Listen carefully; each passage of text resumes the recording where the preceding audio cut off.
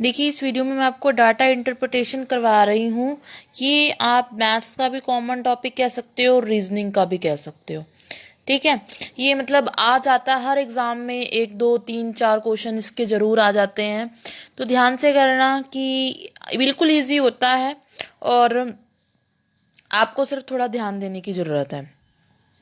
Data interpretation में पहले कुछ बातें ध्यान रखनी पड़ती हैं कि एवरेज कैसे निकालते हैं। 3 ही चीज़ें पूछी जाती हैं, एवरेज, रेशो और परसेंटेज। ठीक है, एवरेज कैसे निकालते हैं, सभी नंबर्स का सम कर दो और जितने नंबर हैं उनको क्या कर दो, डिवाइड में कर दो।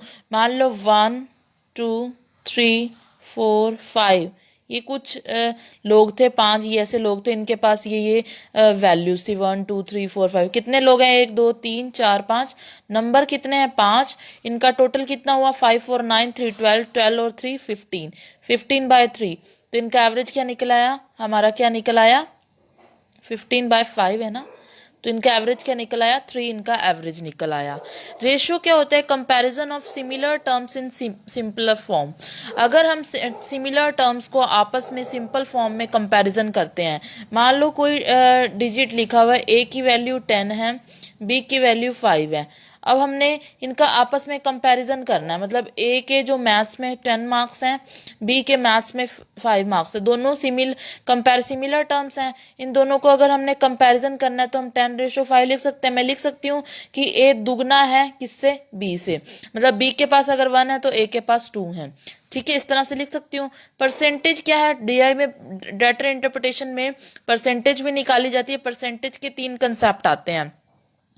ए is what percentage of Y, A B से कितना परसेंट है, मतलब कैसे निकालेंगे, जो जिसका हमने निकालना है ना वो ऊपर रखेंगे, जिससे निकालना है वो नीचे रखेंगे।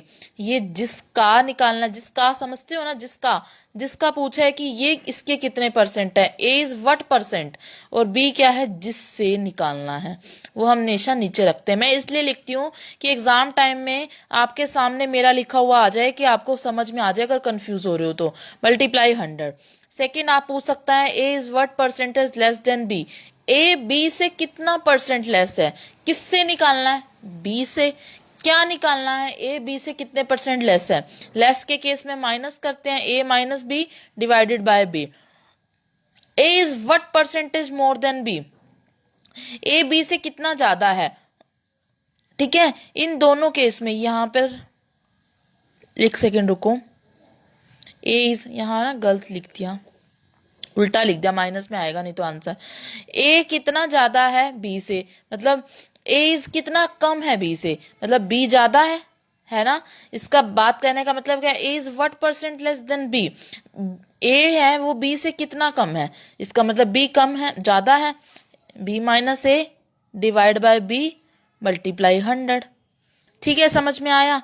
ये यहाँ पर भी मैंने ये गलत लिखा हुआ है, A is what percentage more than B, A B से कितना ज्यादा है, ए बी से कितना ज्यादा है। अब मान लो, अब इस केस में क्या होगा, ए ज्यादा होगा, क्योंकि ए सेंस समझो कहने की क्या है, ए इज व्हाट परसेंटेज मोर, मतलब ए बी से कितना ज्यादा, इसका मतलब ए ज्यादा है, A minus B divided by B multiply 100।